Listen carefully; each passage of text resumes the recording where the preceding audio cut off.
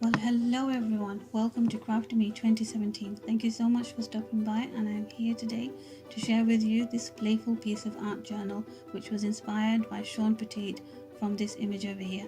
And I will leave a link below of the video that I was inspired by after watching Shawn Petite do her piece. So what I'm doing over here, I've moved straight into the piece and I'm doing exactly how Shawn started her piece off with gesso and a brayer, and I'm just adding it along the way with the brayer and continuing this way.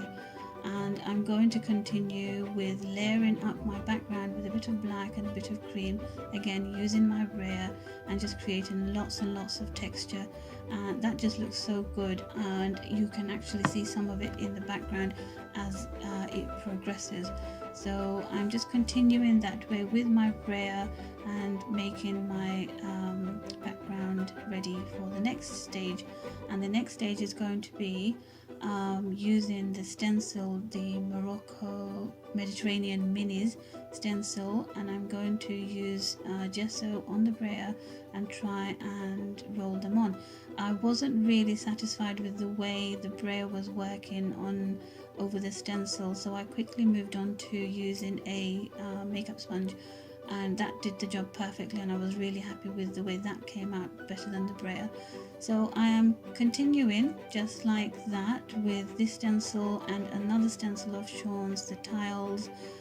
This is one of my favorites because it's really nice, big and bold, and it's just so gorgeous. I can't wait to use that stencil in more of my projects. Do check out the Shawn's website. She has some fabulous stencils, and just to mention, I am an affiliate of Shawn Petite as well, so if you click on the link below then and shop using that link, then that would help me gain a little bit of profit, but it won't cost you anything extra, so I do appreciate your support there as well. Moving on, I'm adding my next layer of color, the teal, and I'm just giving the layer. What I wanted to mention really quickly is that I've got inspired by watching Shawn's video, and I'm using everything that is the closest that I have matching with Shawn's supplies. I didn't have a couple of things that she had, but what I'm trying to say is that shouldn't be something that should hinder me from doing something that I want to do after being inspired by something. I can still do it with whatever supply that I have at home in my stash and make as good as a piece as who inspired me. And sometimes we can actually surprise ourselves and create something really fabulous using the same methods with other things that we have in our stash. So we shouldn't be discouraged because of the lack of a particular equipment or something. So what I'm doing here, I've followed, generally speaking, a lot of things that Shawn did, but I'm adding a few other things of my own techniques. I love stamping and I love my butterflies, so I've added some of those details to my background as well, along with my white splatters. I can't have a project without some form of splatters in my pieces of work. I think they bring out the work really well. Now what I've done over here is you can see these jelly prints that I have created some while back, and if you want to see how I made those, you will find a video on my Instagram grid on how I made those jelly prints. And if you love jelly printing, then well, you know what it's all about and how to create them. It's just so much fun. So I wanted to use them, make use of them, because they were just lying about doing nothing and I didn't know what to use them on. When I saw Shawn's video, I was inspired with the color, and I thought the teal and the pink goes really well, so I'm just cutting out some hearts with my die machine and my heart-shaped die. What Shawn did, she drew out her own heart and fussy cut them out. Because I had these in my stash, I could use them to my advantage. It was quicker as well. So my hearts looked a bit empty. I wanted to add a little bit more detail, so I continued with the butterflies. Again, very random, nothing uniform, and because of the randomness, it looked even better. So I was really happy with all of my hearts, and what I'm doing now is I'm getting my quote ready. And my quote, I chose it to be play, because that's exactly what I was doing over here. I was just playing.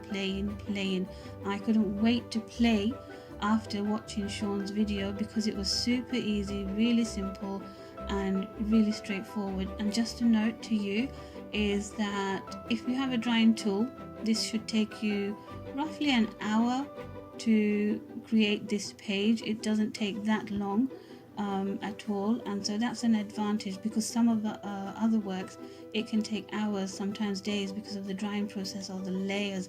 This piece of work has the minimum amount of layers, so it's a quick project and a quick fun and play, and it's really straightforward to do, and that's what I'm trying to demonstrate over here.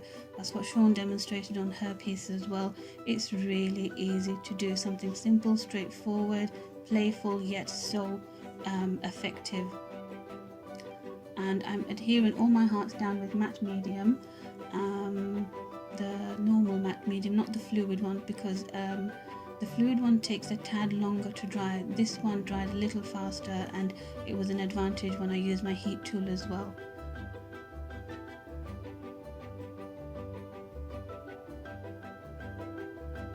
And now I'm using the same method to adhere my quote, and you saw I did it on tissue paper, and it's just blended it with the page.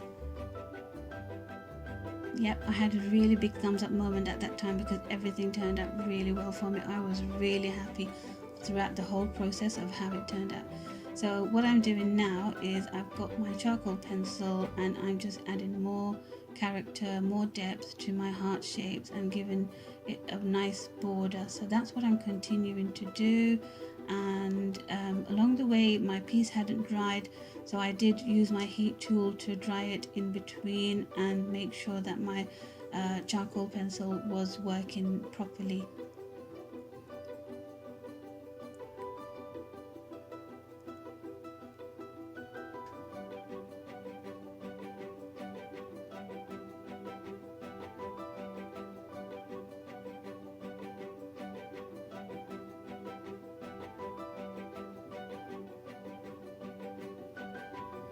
And here is my last one, and what I'm doing, I am just going over all of them one more time, because I wanted to darken the edge up a tad more, and I think it worked better because I had darkened it up. The heart pops out even better.